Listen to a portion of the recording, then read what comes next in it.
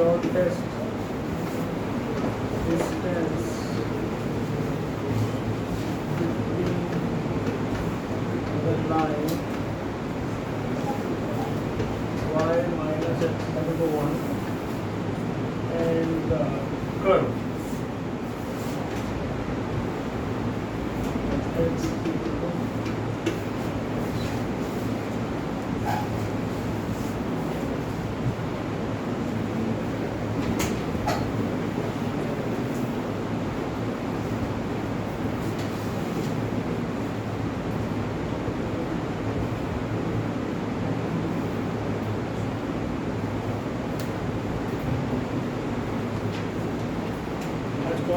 to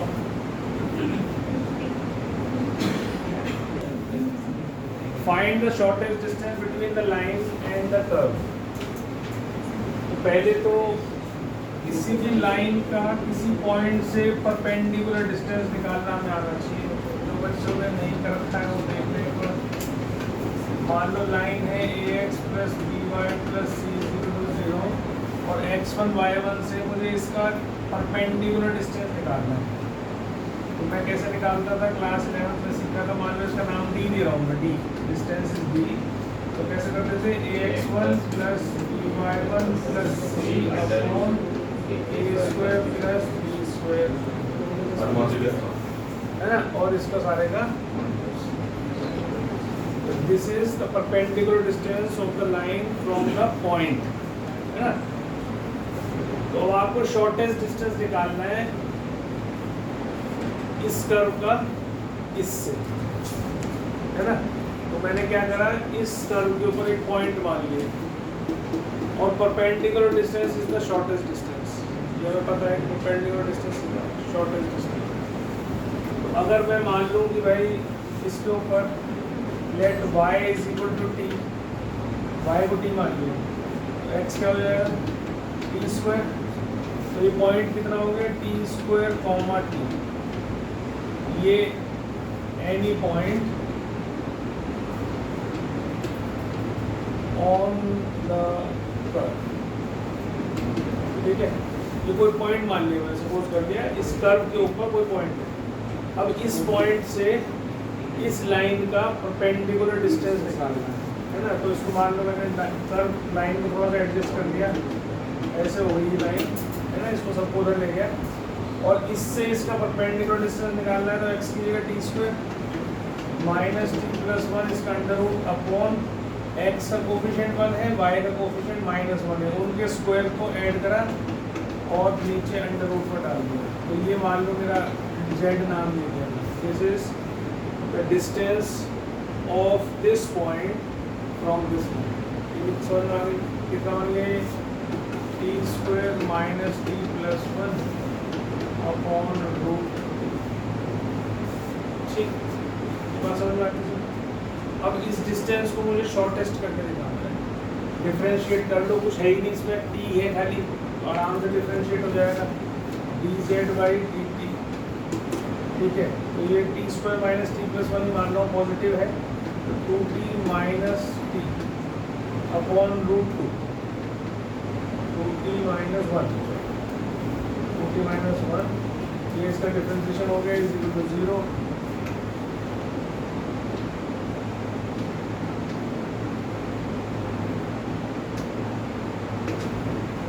ठीक है, इससे मेरे पास t कितना आ गया, 1/2 और डबल डेरिवेटिव कर दो इसका, D Z by D T square. आप देखोगे ये कितना आ गया, 2 आ गया, 2 अपॉन रूट 2 आएगा, तो रूट 2 आ गया, ठीक है, जो कि पॉजिटिव है। तो z इज मिनिमम, ठीक है, at t is equal to 1/2। तो ये आपका कंप्लीट हो गया। और मिनिमम डिस्टेंस निकालना है, मतलब कि शॉर्टेस्ट डिस्टेंस निकालना है। तो जो डिस्टेंस था आपका ये वाला, इसमें इसकी वैल्यू को डाल दो। तो शॉर्टेस्ट डिस्टेंस क्या हो जाएगा हमारा, शॉर्टेस्ट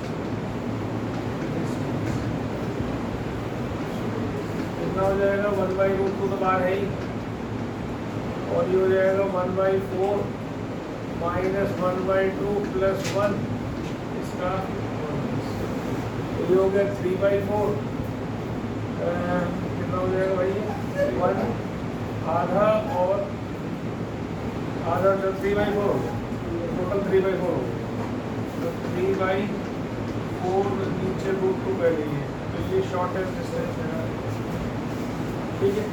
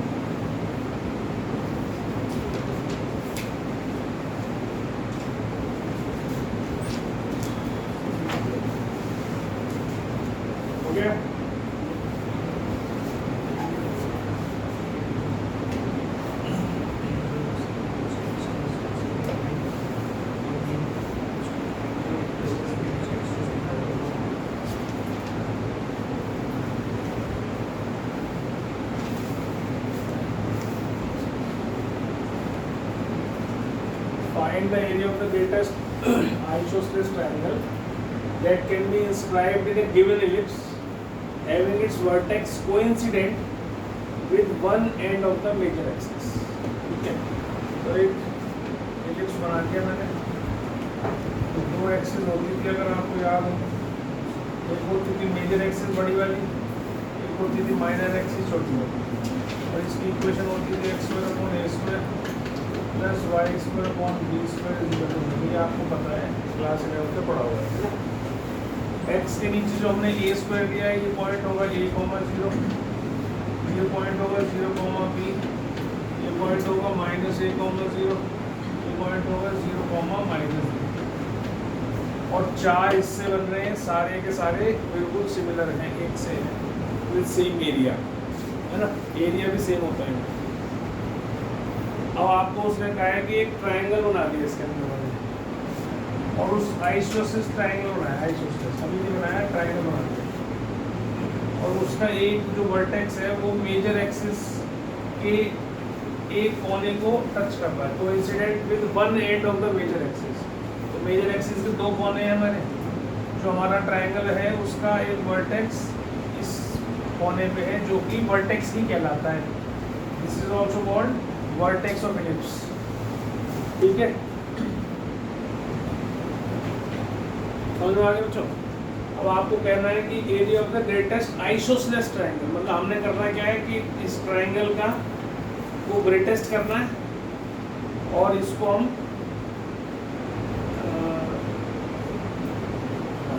ग्रेटेस्ट करना है, फाइंड द एरिया, एरिया में निकालना है और ट्रायंगल को के एरिया को ग्रेटेस्ट प्रूव करना है। तो अब कैसे करोगे इसको, देखो यहाँ पर कोई पॉइंट मान लिया मैंने, लेट दिस पॉइंट पे x, y, है ना, x, y मान लिया। अब हमें पता है कि इस एक सी फिगर है, मतलब जैसी फिगर यहाँ बन रही है वैसे सेम है, बस अलग अलग क्वाड्रेंट में होने की वजह से वो पॉजिटिव नेगेटिव साइन लगता है, इसके अलावा वैल्यूज सेम रहती है। तो अगर ये एक्स वाई पॉइंट है तो ये पॉइंट कितना हो जाएगा, x, -y, है ना, और ये दूरी कितनी होगी, अगर ये एक्स वाई है तो ये दूरी कितनी होगी x, ये ओरिजिन है हमारा, कितना x हो गई और यहाँ से यहाँ तक की दूरी हमारी कितनी है a, ये कितनी है a, क्योंकि ये पॉइंट कितना है a, तो ये दूरी a है, दिस इज a, तो बचा हुआ कितना हो गया a minus x, this is a।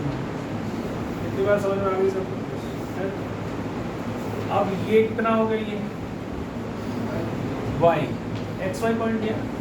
तो कभी भी ट्राइंगल में कोई पॉइंट लेते हैं, मान लो 2,3 लिया, तो उसका मतलब क्या होता है, ये दूरी तो 2 और ये दूरी 3, यही मतलब होता है।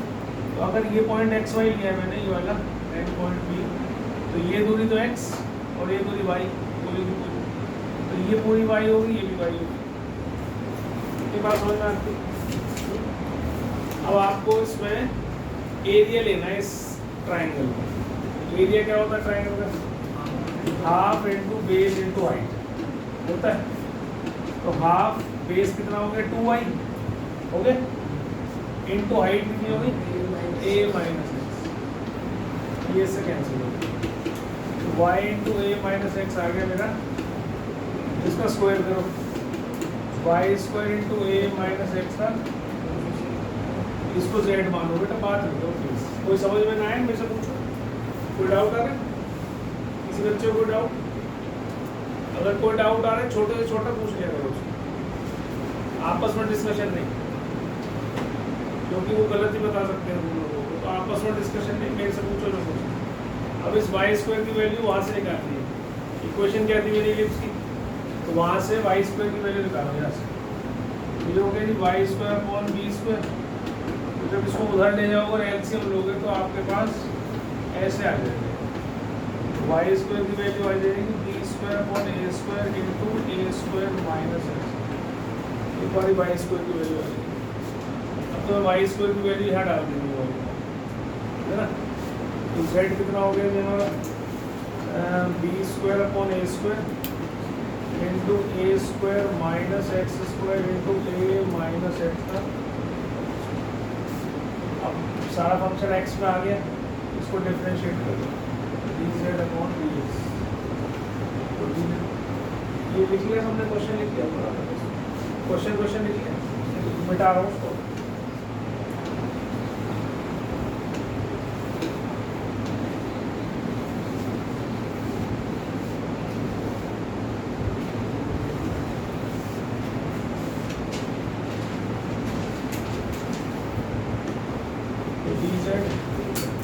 अपॉन डी एक्स का वन, तो B square upon a square जो मेरा कोफिशिएंट है इससे तो बाहर है, इसे प्रोडक्ट रूल लगा लो।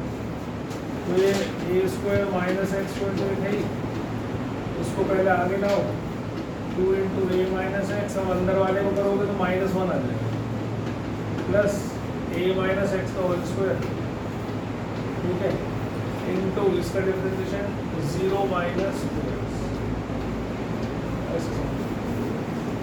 ठीक है। इतना हो गया तुम्हारे, इसे भी रब कर दो, नीचे वाले को कैसे हो हैं, इसे उतार दो जरा।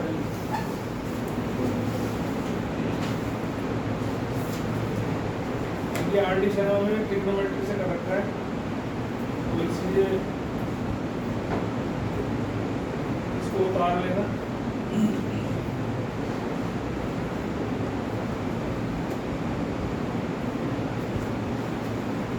मैं इसको एल्जेब्रिकली प्रूव कर रहा हूँ और वो उन्होंने ट्रिग्नोमेट्री से किया हुआ है।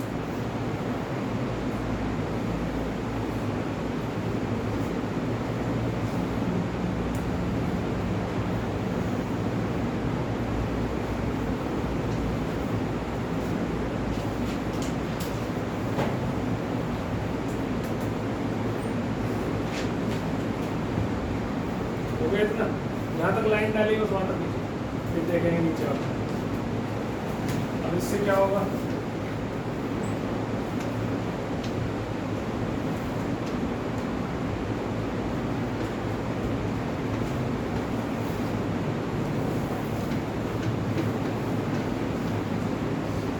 क्या कॉमन निकल रहा है, तो ए माइनस एक्स का होल स्क्वायर कॉमन निकल रहा है, दोनों से निकल रहा है, 2 भी कॉमन निकल रहा है। देख लो पहले एक बार, ये बात समझ में आई कि नहीं आई, ठीक एक तो 2 कॉमन निकल रहा है, एक a माइनस एक्स का होल स्क्वायर कॉमन निकल रहा है। क्यों निकल रहा है? क्योंकि इसके दो फैक्टर बनाएंगे a minus x A plus x, तो a माइनस एक्स का होल स्क्वायर हो जाएगा तो बाहर, और ये भी बाहर। तो यहाँ क्या छूटेगा? a प्लस एक्स छूटेगा एक तो, और वहाँ क्या बचेगा? Minus x. ये छूटेगा, कुछ गलत कर दिया है। और क्या बचा? 2 भी चला गया, यहाँ नेगेटिव बच गया ना, ये माइनस है माइनस एक्स बचा। अच्छा माइनस बाहर जा सकता है, तो माइनस बाहर चलो कोई नहीं हो तो एक ही बात है, माइनस बाहर जाना चाहे तो माइनस भी ले जाना, उससे कोई फायदा नहीं। मतलब ये एक्स नहीं कटना चाहिए, और नहीं तो फिर एक्स खत्म भी हो जाएगा, जीरो आएगा ही नहीं, क्योंकि यहाँ पर इवन पावर आ गई, ये भी इवन पावर है, सारे इवन पावर, एक्स आएगा नहीं। ठीक है, तो ध्यान से एक्स ए के बराबर हो नहीं सकता, हटा दो उसको इतना हिस्सा।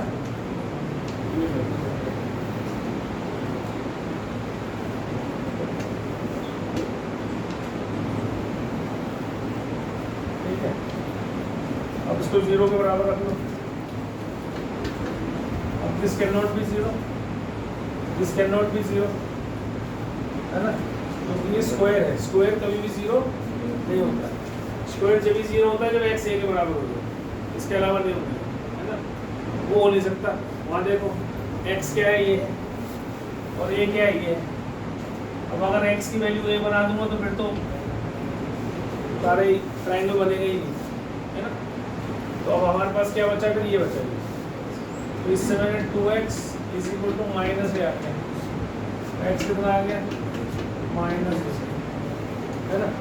x पॉइंट है, कोऑर्डिनेट है, वो नेगेटिव हो सकता है। ठीक है, समझ में आ रही है मेरी बात? ये नेगेटिव हो सकता है, क्योंकि नेगेटिव समझ के नेगलेक्ट कर दो, वो नहीं करना, क्योंकि ये पॉइंट लिया था हमने x, तो ये यहाँ भी हो सकता था, ये यहाँ भी हो सकता था, ये यहाँ भी हो सकता है, ये यहाँ भी हो सकता है, जहाँ भी आए नेगेटिव ही आ सकता है। तो x की वैल्यू कितनी आ गई? Minus A by 2। अब डबल डेरिवेटिव कर दो, d2z अपॉन dx स्क्वायर, तो 2b square upon a square, तो ये है ही।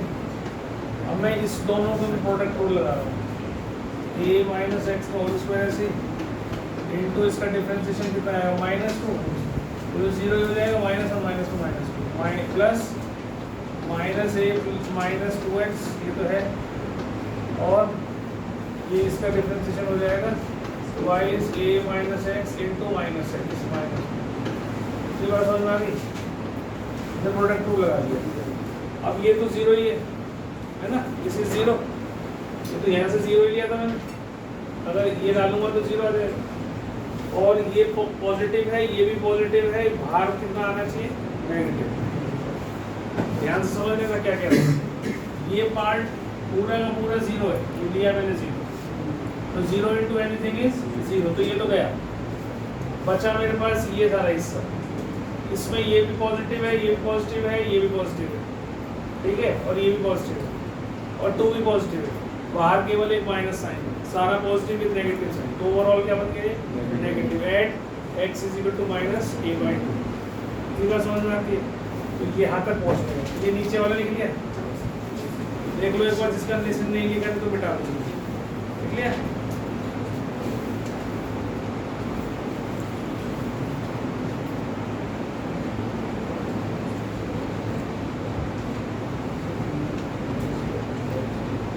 अब d2z upon dx square negative at x is equal to minus A by, इतनी बात सबको समझ में आ गई।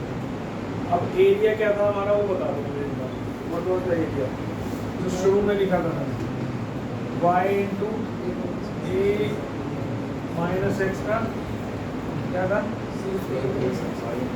सिर्फ ए minus x, y into a minus x, है ना, y इंटू ए माइनस, और y हमारे पास ये था, है ना, तो उसका अंडर रूट कर लेंगे। पहले यहाँ से y स्क्वायर निकालेंगे, क्या आ जाएगा?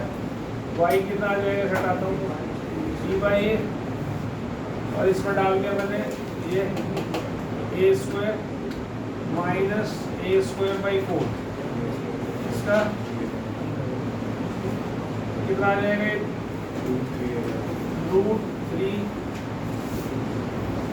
यहाँ आएगा ए से कट जाएगा, √3p/4 ये आएगा क्या, /2 आएगा, √3p/2 देख लो एक बार ठीक से, 3/4 ही तो आया, √3 का बन गया, 4 का 2 बन गया, जो ए था उससे कट गया, जो ए स्क्वायर ऊपर का आएगा रूट के बाहर ए बनेगा, उसे ए से कट जाएगा। अब इसको डाल दो, एरिया कितना हो गया, y√3b/2 into a plus a/2 हो जाएगा, तो x की वैल्यू -a/2, ये सॉल्व कर दो, उसको कितना बन गया एरिया,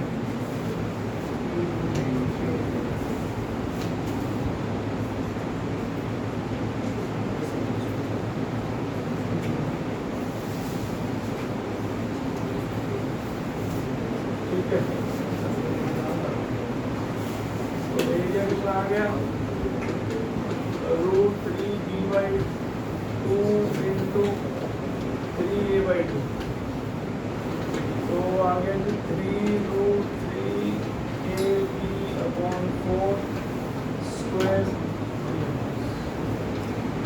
एरिया मैक्सिमम कर दिया हमने, और बस यहाँ पर z नेगेटिव करा है ना हमने, इसमें एक लाइन हमेशा जोड़ दिया करो, क्योंकि हमने a स्क्वायर को z लिया था, तो लिखा करो z is maximum at x = -a/2 implies a is maximum, ऐसे करके लिखा करो लास्ट में, ठीक है।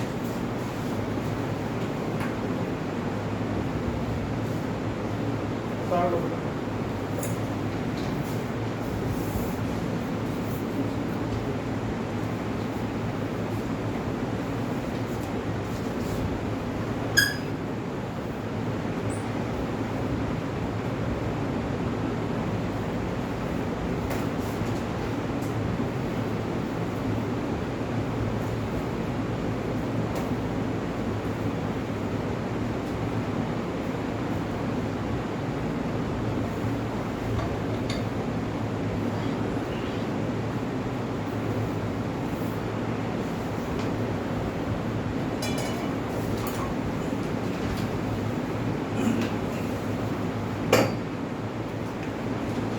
कोई स्टेप नहीं समझ में आया हो पूछ सकते हो।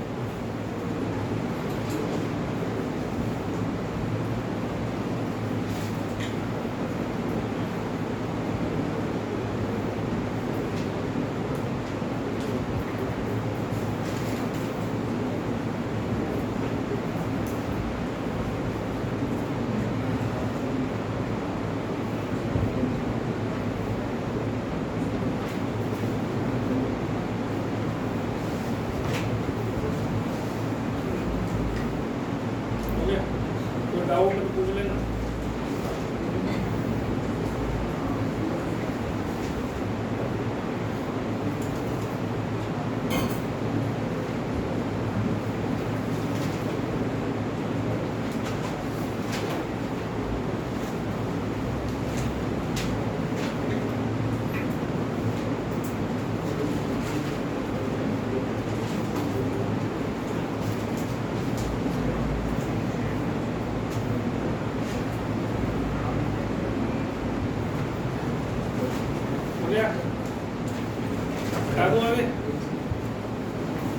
नेक्स्ट देखिए, अब इलिप्स के अंदर था आइसोसेलेस ट्रायंगल, अब इलिप्स में आ गया रेक्टेंगल, ठीक है। Find the greatest area of the greatest rectangle,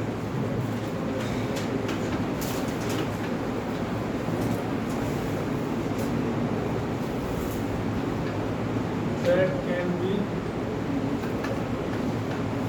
inscribed in an ellipse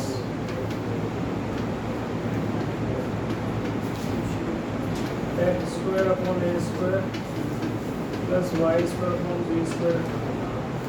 तो दोनों क्वेश्चंस बोर्ड में आए हुए हैं, ठीक है, तो ध्यान से कर लेना।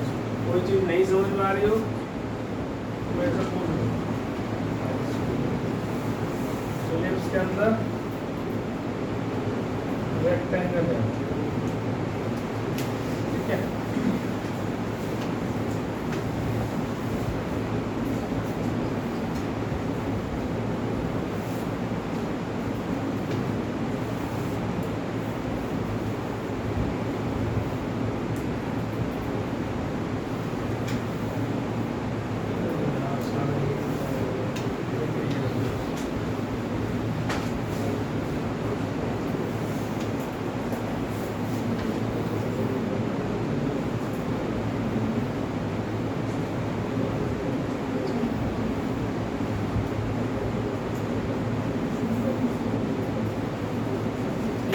तो ये पॉइंट A,0 अभी बताया था मेरा वर्टेक्स होता है।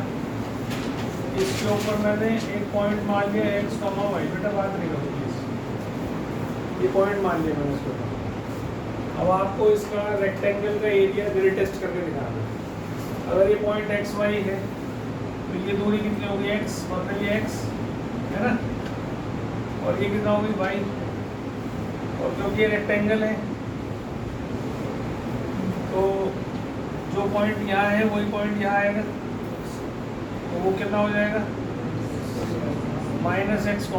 मतलब पर दूरी तो इतनी रहेगी x ही, डिस्टेंस सिर्फ क्वाड्रेंट बदलता है, डिस्टेंस रिमेन्स ऐसी ये y रहेगी। इतनी बात समझ में आती सब। अब एरिया कितना होगा इसका, what is the area, 2x into ये हो गया। इसको मैक्सिमाइज करना है, मतलब 4x फिर से स्क्वायर कर दो, 16x स्क्वायर y स्क्वायर, इसको z मान लिया, 16x square into y square की वैल्यू पिछले उसमें निकाली हमने, यही थी y स्क्वायर की वैल्यू यही थी। तो ये हो गया आपके पास 16b square upon a square into x square into a square minus x। ये आपके पास z आ गया x के अंदर, तो dz/dx निकाल दो, 16b square upon a square, और इसमें प्रोडक्ट टू लगाना है, x square into minus 2x। हाँ जी x स्क्वायर को मल्टीप्लाई कर दो, x स्क्वायर। अच्छा चल कोई नहीं, x स्क्वायर मल्टीप्लाई ऐसा करने, बाकी अब तो लगा दिया मैंने, अब तो लगा रहे थे वो एक ही बात है, उससे कोई फर्क नहीं पड़ेगा। x स्क्वायर का 2x आ गया, ठीक है, और मिटाना पड़ेगा। कर सकते हो ना, मल्टीप्लाई करके भी कर सकते हो, कोई नहीं। x स्क्वायर इंटू इसका -2x, फिर इसको ऐसे रखा है इसका 2x। अब 2x आपने बाहर निकाल दिया, 2x आपने बाहर निकाल दिया, तो मैं इसको रब कर रहा हूँ, ठीक है।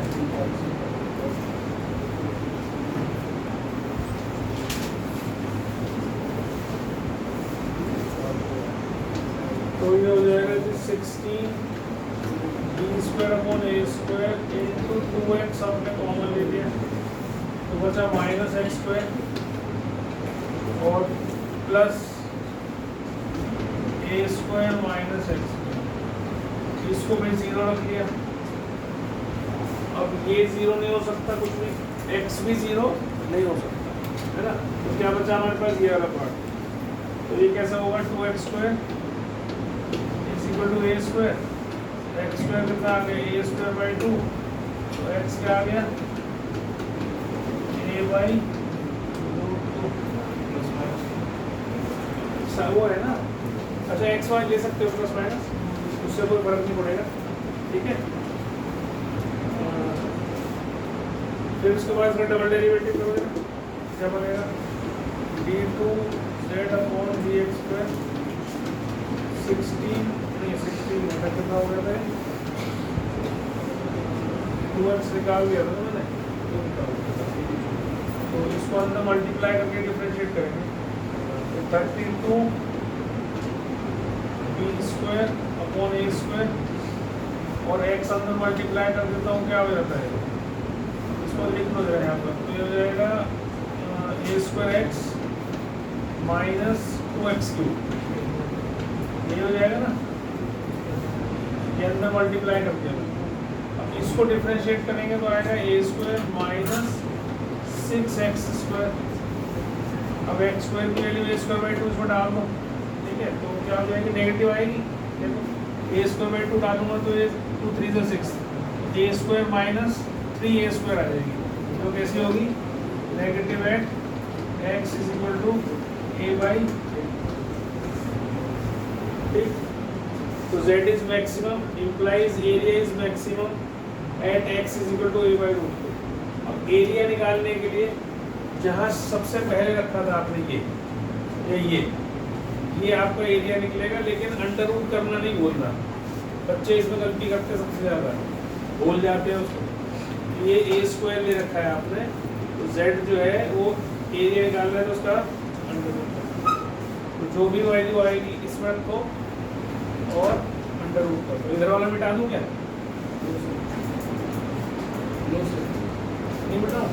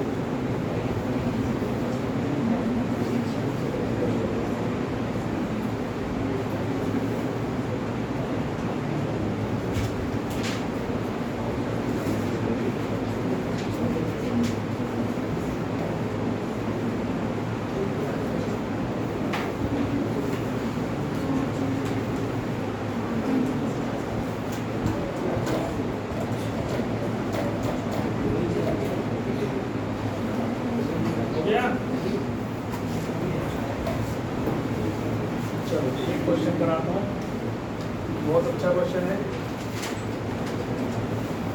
आज तक आया नहीं है लेकिन इम्पोर्टेंट क्वेश्चन है। करोगे तो मुझे अच्छा लगेगा, बढ़िया क्वेश्चन है।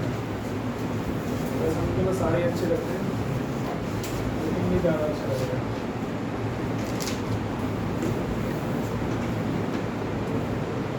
और गिवन क्वांटिटी इसको साथ साथ लिख लेना ताकि मैं इसको रख लूँ। Given quantity of metal is to be cast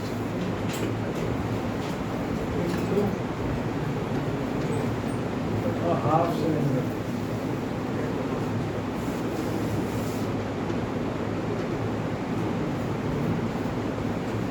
with rectangular base and semicircular ends.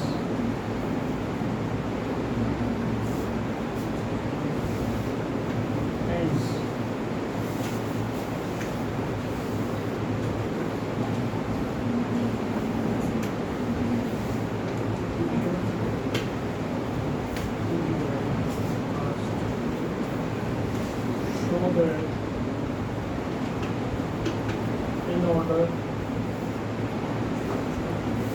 that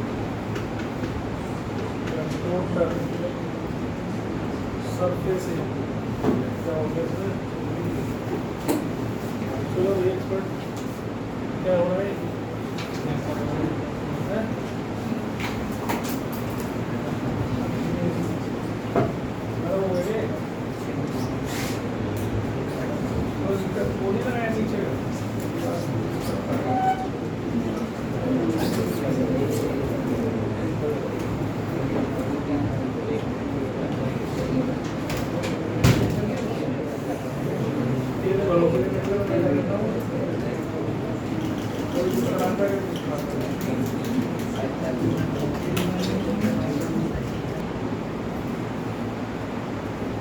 given quantity of metal is to be cast into half cylinder with rectangular base and semicircular ends.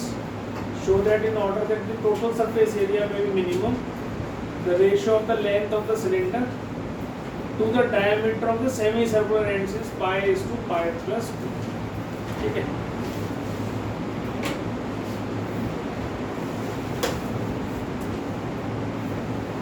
Cylinder ऐसा होता है, आपको देखना है ऐसा cylinder होता है.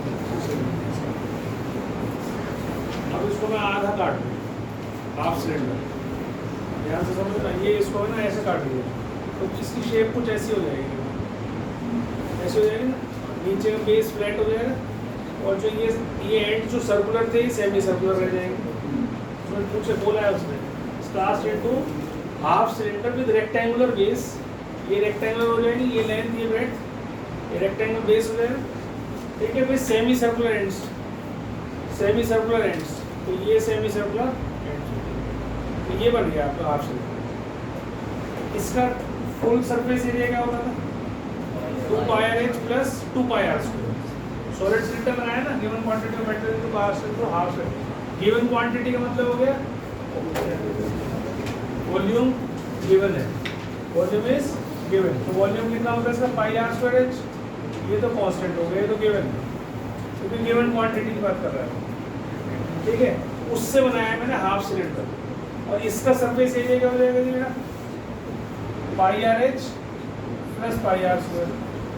तो वैसे क्या होता है? 2 pi r h plus 2 pi r square. अगर मैं उसको आधा काट दूंगा तो आधा रह जाएगा इसका, हाफ. तो ये क्या होगा? ये कट जाएंगे आपस में. तो क्या बन गया? पाई आर एच प्लस, ये एरिया हो गया. अब इस एरिया को मुझे टोटल सरफेस एरिया को मिनिमम दिखाना है, लेकिन ये अभी एरिया नहीं बना इसका. अभी नीचे का जो बेस बच गया उसका रेक्टेंगल का एरिया भी लेना पड़ेगा मुझे. ये केवल ऊपर के हिस्से का आया. इस ये आया और ये आया, साइडों के आए. ये वाला जो सामने दिखाई दे रहा है तो ये इसके पीछे का ये वाला हाफ. अब जो बेस बच गया मेरा वो क्या होगा? वो मेरा ये h होगी, दिस विल बी h और दिस विल बी 2r होगा, है ना. तो 2h, तो इसका एरिया और क्या जुड़ेगा इसमें? Plus 2r into h. ये और ऐड होगा, लेंथ इंटू ब्रेड्थ. समझ में आ गई सबको बात है? इसके बाद आपको क्या करना है उसको? अब इसमें वेरिएबल कितने हैं? h और r, है ना. तो r भी 2 बार आ रहा है, नहीं h एक ही बार आ रहा है. h कैसे एक आ रहा है? इसमें से दोनों में से RH निकालो. RH निकालोगे तो पाई प्लस r बचेगा प्लस पाई r स्क्वायर, है ना जी. पाई RH निकाल दिया तो पाई प्लस 2 बचेगा, पाई प्लस 2. अब आपके पास यहाँ एक बेटा बात लिखो, h की वैल्यू निकालो यहाँ से और इसे सब्स्टिट्यूट कर दो. h की वैल्यू क्या होगी? h की value k upon pi r square, इसमें डाल दो, into k upon pi r square और पाई प्लस पाई r. एक r कैंसिल. ठीक है. अब हमारे पास क्या बचा है? k into pi plus 2 upon pi into 1 by r plus pi r. ये मेरा क्या बच गया? a बच गया. आगे बात समझ में इतनी है? ये समझ में आ गया सबको? जो ऊपर लिखा है एरिया कैसे लिखा है मैंने, आगे समझ में? काबे को आगे समझ में? अब इसके बाद हमने क्या करना था? यहाँ से वैल्यू निकाली, इसमें डाल दिया. अभी इसको सिर्फ डिफरेंशिएट करना है. D by d r. तो k into pi plus 2 by pi into minus 1 by r square plus 2 pi r, है ना. इसका डिफरेंशिएशन केवल ही करना है. ये तो कांस्टेंट है, कोफिशिएंट है, तो ऐसे ही रहेगा. ये 0 to 0. तो ये कितना बन जाएगा? देखो जरा, यही कर दूँ. k into pi plus 2 upon pi into 1 by r square equal to 2 pi r. ठीक है. ये आर स्क्वायर इधर ले जाता हूँ तो आर क्यूब हो जाता है, और इस 2 पाई को इधर ले आता हूँ, ऐसे बन गया आर क्यूब. ठीक है. तो आर क्यूब आ गया आपके पास. ये आर क्यूब की वैल्यू आ गई. जब आर निकालना हो तो इसका क्यूब रूट लिख देना, इसका क्यूब रूट लिख देना बस. अब डबल डेरिवेटिव करोगे इसका, d2a upon D R square. क्या आ रहा है? देखो k pi plus 2 upon pi a into minus minus plus हो जाएगा 2/r³ हो जाएगा और प्लस 2 पाई हो जाएगा। ठीक है, अब आप इसकी वैल्यू जब डालोगे इसके अंदर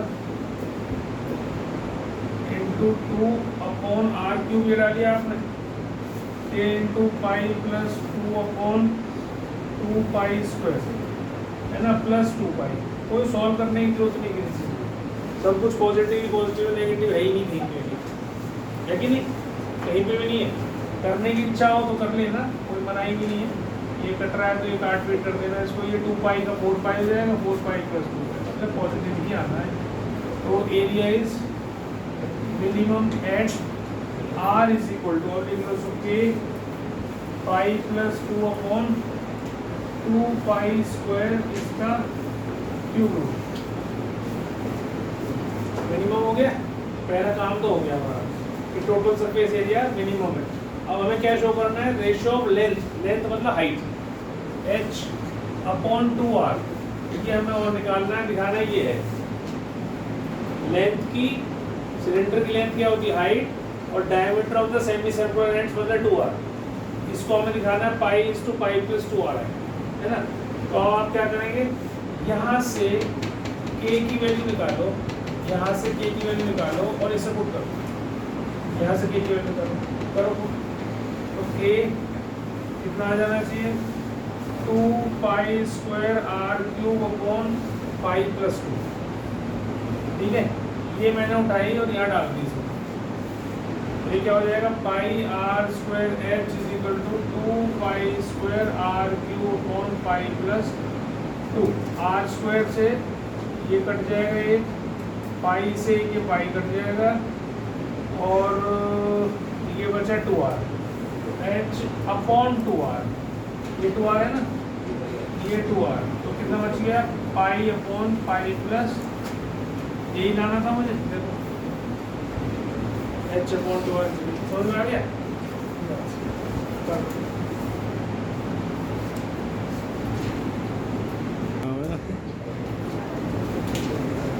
तो इसका हाफ यहाँ से h2 के यहाँ रख दिया, 2 के यहाँ रख दिया, 2 के यहाँ रख दिया, सॉल्व करा तो r³ इतना आ गया, ये नीचे वाला जो 2 था वो गायब हो गया। अब वहाँ आ गया पाई प्लस 2 और हमने डिफरेंशिएट किसको किया जी, एक मिनट, तो ये r³ निकालते हैं, इसको डिफरेंशिएट किया हमने, तो यहाँ पर आपका 2k की जगह 4k आ जाएगा, ये 2k तो था ही, ये तो 2k था ही, उससे हमें तो फर्क पड़ा नहीं, ये 2 था तो यहाँ पर बस ज़्यादा से ज़्यादा क्या हुआ 4 पाई आ गया, यहाँ 8 पाई आ गया, उससे क्या पता, कोई फर्क नहीं पड़ा, इसीलिए बच गए हम। और इसके बाद r की वैल्यू हमने निकाली थी, ये बच जाएगी मेरी, हट गई, ऐसे आ गई, और k की वैल्यू 2 में टुकड़ा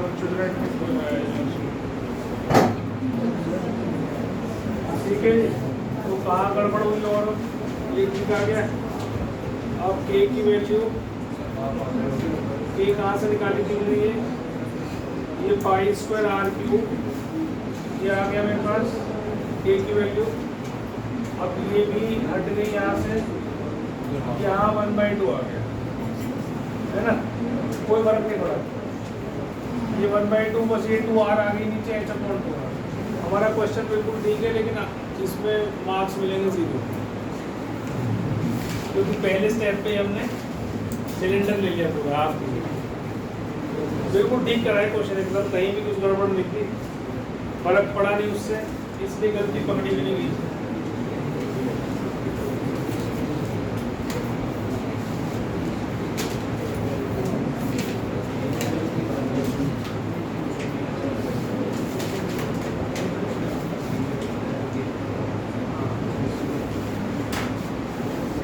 चलो बिठा दो उसको, रब कर दूं।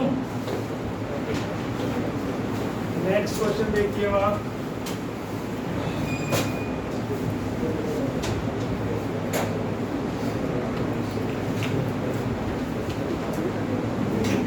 straight line is drawn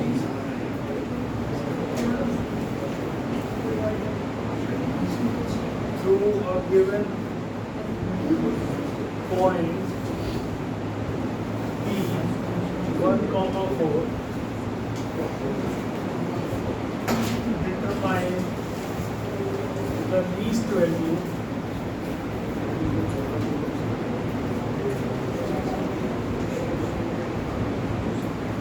of the sum of the intercepts on the coordinate axis.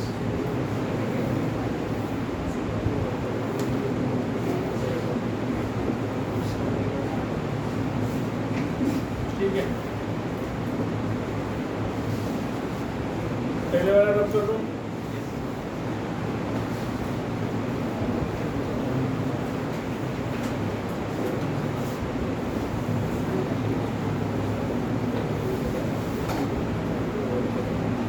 ठीक है, तो समझो क्वेश्चन लो। अब इसने कहा एक स्ट्रेट लाइन है, एक गिवन पॉइंट के थ्रू ड्रॉ करते हैं।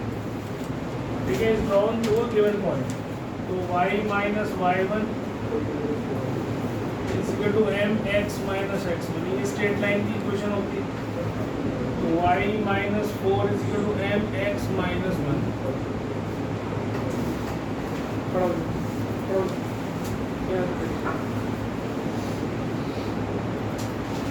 अब कल से दिखना चाहिए मेरे वहाँ बैठा हुआ, ये बैठेंगे सबसे पहले। पढ़ना है तेरे को, मेरे पास नहीं पढ़ना, दो बैठ तेरे से।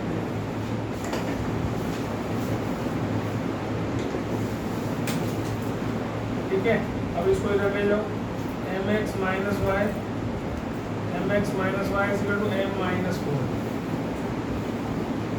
ऐसे बन गई। ठीक है, अब हमें पता है कि किसी भी लाइन के इंटरसेप्ट निकालने हैं मुझे। इंटरसेप्ट फॉर्म में ला सकता हूँ, या तो मैं ये फॉर्म होती थी इंटरसेप्ट फॉर्म, जिसमें ए एक्स इंटरसेप्ट वाई, बी जो है वाई इंटरसेप्ट होता है। या अगर दूसरा तरीका क्या होता है कि मैं इसमें से अगर मुझे एक्स इंटरसेप्ट निकालना है, तो एक्स इंटरसेप्ट होता क्या है, ये समझ लो। मान लो ऐसे लाइन जा रही है, ये ऐसे लाइन जा रही है, ये जो दूरी है ये एक्स इंटरसेप्ट है, ये जो दूरी है ये वाई। ठीक है, तो ऐसे जब ए और बी तुम्हारा जो है इंटरसेप्ट होते हैं, तो ये पॉइंट होता है तुम्हारा a, 0 और ये होता है तुम्हारा 0, b। अगर मुझे x इंटरसेप्ट निकालना है तो इसमें y को 0 रख दूंगा, तो जो x की वैल्यू निकलेगी that will be x intercept. तो मैंने y को 0 रख दिया, तो x आ गई मेरे पास m माइनस 4/m। ये मेरा क्या हो गया, x इंटरसेप्ट हो गया। और y इंटरसेप्ट निकालना है तो x को 0 रख दूंगा, तो जो y की वैल्यू निकलेगी वो मेरा b हो जाएगा। मैंने x को 0 रखा है यहाँ पर, तो आपके पास क्या आ गया, x को 0 रखने पर y 4 माइनस है, क्योंकि माइनस और y बचे रहे हैं, m माइनस 4, उस माइनस को इधर ले जाऊँगा तो 4 माइनस, ये b हो गया मेरा। इतनी बात समझ में आ गई सबको? ठीक है, अब मेरे को उसने कहा है कि determine the least value of sum of the intercept. अब इनका इंटरसेप्ट का सम करना है, ये इंटरसेप्ट का सम करना है और इसकी वैल्यू लीस्ट करके निकालना है। तो इसको भी मैं ऐसे लिख लेता हूँ, 1 माइनस 4/m लिख सकता हूँ, ऐसे लिख लूँ।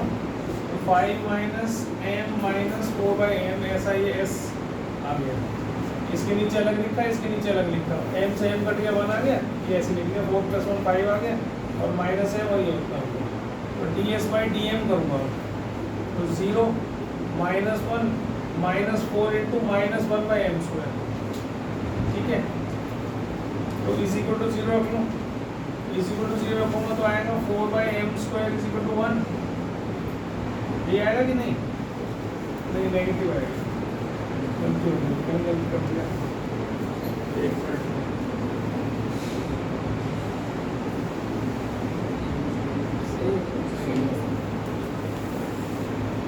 अच्छा मैंने ये गलती कर रहा हूँ, ये तो माइनस प्लस हो गया ना, ये दिस इज प्लस, तो 4/m² इज इक्वल टू 1। ठीक आ गया, m² आ गया मेरे पास 4, m कितना आ गया प्लस माइनस। अब डबल डेरिवेटिव कर दूँ d2s बाई dm स्क्वायर, तो क्या आ जाएगा जी आपका ये आएगा ये था हमारा बचा था -1 प्लस 4/m स्क्वायर, तो ये 0 हो गया और -8/m³ आ गया, है ना। अब अगर m को मैं इसमें 2 डालता हूँ, m को अगर 2 डालता हूँ तो देखो क्या बनता है, 2 डालने पर 8 हो गया, तो क्या आ गया नेगेटिव आ गया।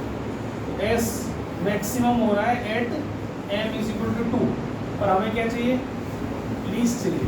कहा गया determine the least value of sum of the intercept, तो इस पर तो नहीं होगा, m = 2 पर था, एट m = -2 अगर हम लेते हैं तो यहाँ डालोगे तो क्या आएगा, d2s/dm स्क्वायर आ जाएगा -8/-2 का क्यूब, तो -2 का क्यूब में माइनस आता है तो क्या हो जाएगा ये -8/-8, क्या हो गया प्लस पॉजिटिव। तो इसका मतलब s is minimum at m = -2, ठीक है। तो m -2 आ गया, आपको निकालना क्या था, डिटरमाइन द लीस्ट वैल्यू, मतलब वैल्यू भी निकालनी है आपने, मिनिमम तो कर दिया, सम जो है इंटरसेप्ट का मिनिमम तो कर दिया, पर निकालनी भी है, तो इसका मतलब यहाँ डालनी है। तो सम क्या हो जाएगा 5 माइनस -2 और -4/-2 ऐसे हो जाएगा, तो ये हो जाएगा 5 + 2 और ये माइनस कट गया +2, तो 5 to 7 to 9, तो सम कितना आ गया 9 आ गया इंटरसेप्ट का, ठीक है। जब उसका सम ऑफ इंटरसेप्ट मिनिमम है, कर लेगा, बहुत इंपॉर्टेंट क्वेश्चन है।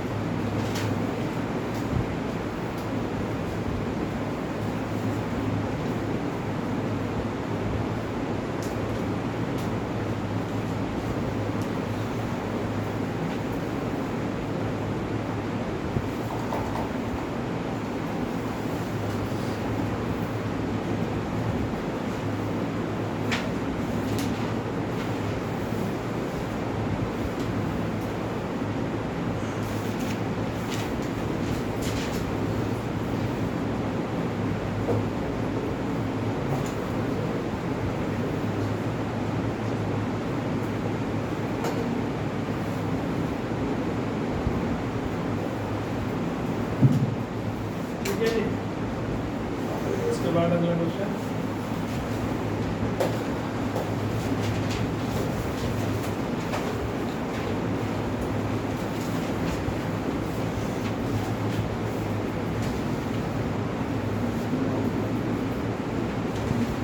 total area of a page is 150 centimeters. The combined width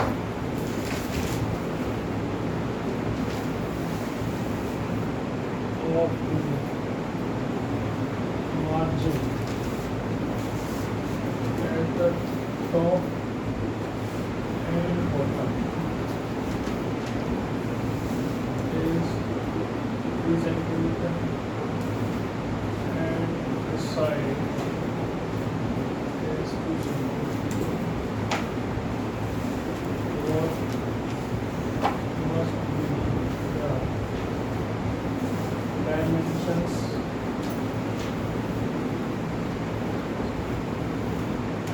of the page in order that area of the printed metal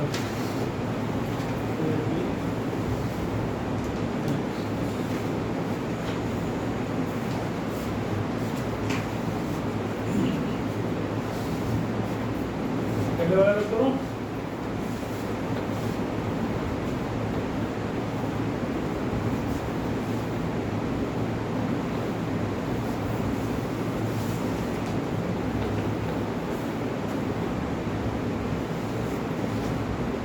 कहता है total area of the page, अभी page है मान लो, है ना?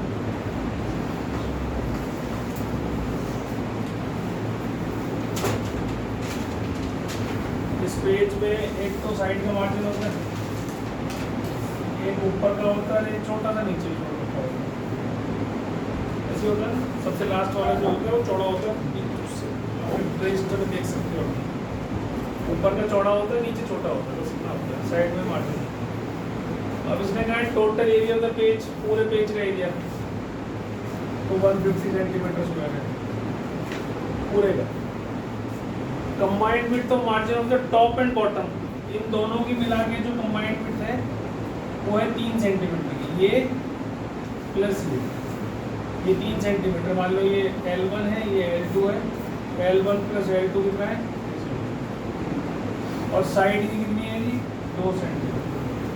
प्रिंटेड मैटर कौन सा होता है जी, यहाँ लिखना है ना, इसका एरिया हमें मैक्सिमम करके दिखाना है जो प्रिंटेड मैटर का है, किस डायमेंशन पर होगा, छोटे छोटे डायमेंशन।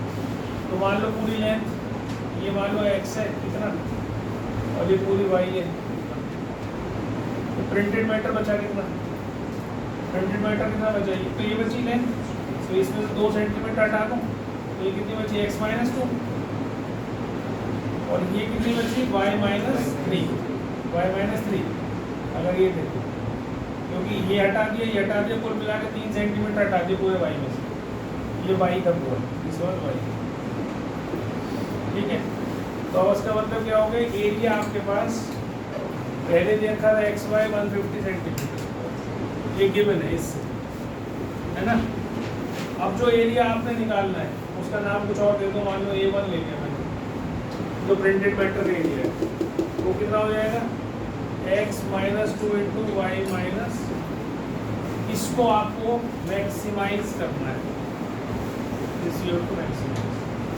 बस यहाँ से वैल्यू निकालो, एक ही किसी की भी निकाल लो, y की वैल्यू निकाल लेता हूँ 150/x-3, एरिया 1 को मेरे को मैक्सिमाइज करना है, तो dA1/dx करूँगा, प्रोडक्ट रूल लगाऊंगा, प्रोडक्ट रूल लगाने में इसका डिफरेंशिएशन 150 इंटू -1/x², 1/x का -0 प्लस 150/x-3 और इसका 1, 0 के इक्वल रखेंगे तो देखो कितना बनता है, ये 150/x-3, ये नेगेटिव का हो जाएगा, उधर चला जाएगा, 150/x² इंटू x-2, एक x नहीं -3 है, सॉरी, तो इसका एलसीएम लो पहले, तो 150 - 3x, और ये x नीचे वाला ये कट जाएगा, 150 इंटू x-2/x² है, this you can cancel, cross multiply करो, 150x - 3x², ये 150x - 300, ये भी कैंसिल हो जाएगा, ठीक है। तो 3x² इतना, x² आ गया 100, x कितना आ गया, x इज 10 सेंटीमीटर, और इसको उठाओ और इसमें डाल दो, ठीक है। तो y कितना आ जाएगा, 150/10 मतलब 15 सेंटीमीटर। अभी हमने केवल एरिया को मिनिमम वो करा है, फर्स्ट डिफरेंशिएशन। अब ये जो बचा हुआ था ये वाला हिस्सा, इसको दोबारा से डिफरेंशिएट करना, d2a1/dx², ठीक है। तो इसका डिफरेंशिएशन करने के लिए इसको थोड़ा खोल के सॉल्व कर दूँ, या ऐसे कर दूँ, ऐसे कर देते हैं, x-2 इंटू, इसमें प्रोडक्ट रूल लगा रहा हूँ, यहाँ से समझ लेना, पहले इसको थोड़ा सा रीअरेंज कर रहा हूँ, ये हो जाएगा 150/x² इंटू x-2 है ना, और ये कितना है 150/x-3, इसको अंदर मल्टीप्लाई कर दिया। अभी dA1 वाले को सॉल्व कर रहा हूँ, -150/x, ठीक है, और plus 300/x² plus 150/x minus 3 आ गया, इसको अंदर मल्टीप्लाई करना, ये कट गया। अब ये बच गया खाली मेरे पास, इसको मैं डिफरेंशिएट करूँगा डबल डेरिवेटिव, तो ये आ जाएगी 300 इंटू 1/x² बचा है तो -2/x³ हो जाएगी। तो आप देखोगे नेगेटिव आ गया एट x = 10, अगर मैं x 10 डाल दूँ नेगेटिव एट x = 10, क्योंकि ये तो ऊपर -600 आएगा, नीचे 10 का क्यूब कितना आ जाएगा 1000, तो नेगेटिव आ जाएगा। नेगेटिव वैल्यू क्या आएगी उससे कोई फर्क नहीं पड़ता। A1 is maximum at x = 10, तो डायमेंशन क्या होगी आपकी, what are the dimensions, dimensions हो गए x - 2 मतलब 10 - 8 सेंटीमीटर, और ये कितने होगी y - 3, y कितना आया था मेरा 15, 15 - 3 कितना हो गया 12। तो जो प्रिंटेड मैटर है वो आपका ये वाला होगा, तो 12 × 96 96 सेंटीमीटर स्क्वायर का एरिया होगा इस प्रिंटेड मैटर का, तो ये मैक्सिमम है। चलो आ गया कैसे होगा आज ये चैप्टर हमारा समाप्त हो गया। अब अगली क्लास में हम रेट मेजर करके एक चैप्टर है, इसमें लास्ट टॉपिक है इसका, वो हम डेरिवेटिव एंड रेट मेजर